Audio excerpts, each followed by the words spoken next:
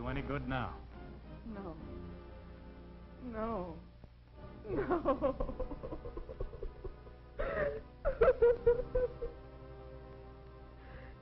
Victim male, age about 35, hair brown, eyes blue. Those are the cold, impersonal statistics set down in the police records, the official summing up of the sudden tragedy that struck just outside Medford Village last night. But the causes of tragedies are seldom sudden. They grow out of human frailties, and this case was no exception. Because I believe this story of death by violence is one of widespread interest, I'm going to turn back the pages of the calendar for a few days and introduce you to some of the principals in it.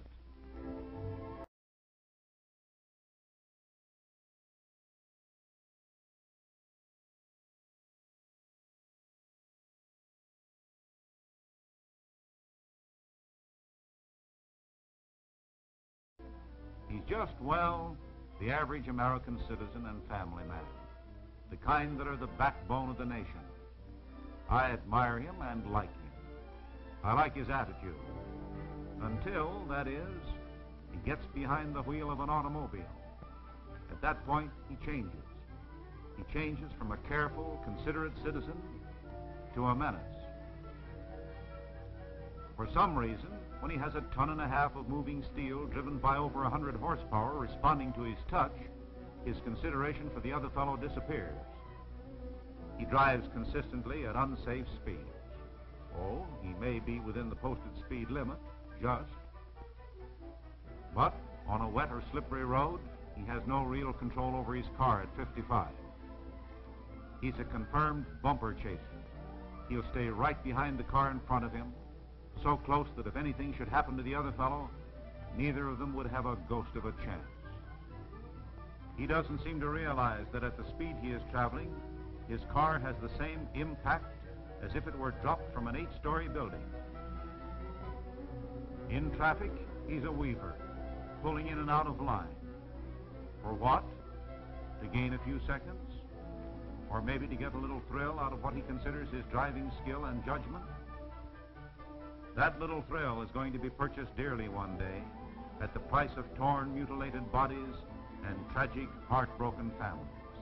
That inevitable day when he doesn't quite make it back to the right lane in time. I said that Hal Johnson was an average American citizen. Well, the tragic part of it is that he's an average American driver, too. He would be righteously indignant if you told him that he was a dangerous driver. Why, he's been driving for 15 years and never had a bad accident. He would tell you that accidents are caused by drunken drivers or teenagers, always the other fellow. Of course, such offenders do take their toll. But the inescapable fact is that 85% of fatal automobile accidents are caused by the average driver. Solid citizens, nice people like Hal Johnson, like most of you in the audience. Last year, 32,000 of our fellow citizens, men, women, and children, met with sudden, horrible death at the hands of the careless driver. And that's not the whole story. More than 1 million were injured, many of them crippled for life, in 1 year. Well, I said I was going to turn the calendar back a few days. Now I'm going to turn it forward to last night. Hal and Ellen Johnson had been to the home of friends for dinner and a few hands of bridge afterward. They left for home about 9:30. No, there wasn't any drinking, just a few Cokes. And it was still early. Nobody felt tired. There wasn't any hurry either. There was a sitter home with the children, but Hal knew the road like a book, and just from force of habit, he soon had the car rolling. They didn't think anything about it. They felt just as safe in that hurtling shell of steel as they had in their friend's living room. The family car is such a familiar thing. Just outside Medford, they overtook a truck. There's a long curve in the road there, but Hal figured on passing him in a matter of seconds. He pulled out and started to pass. Then suddenly, From around the curve, there were headlights in the windshield. Hal couldn't get back. The oncoming driver couldn't avoid the crash. It was over so quickly, in a flash. Hal ran back.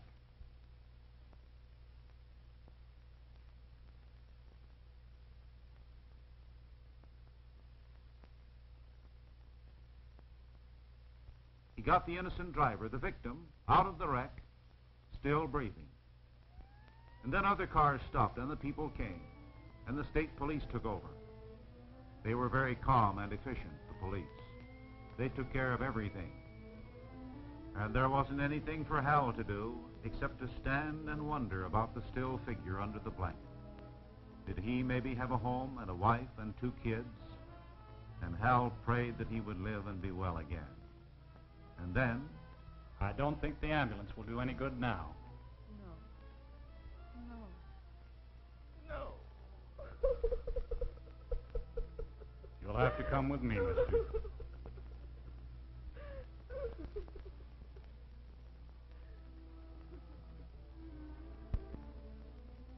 Medford last night. It's significant because something very like it happens every 5.5 minutes on the streets and highways right across the country. Why must this go on?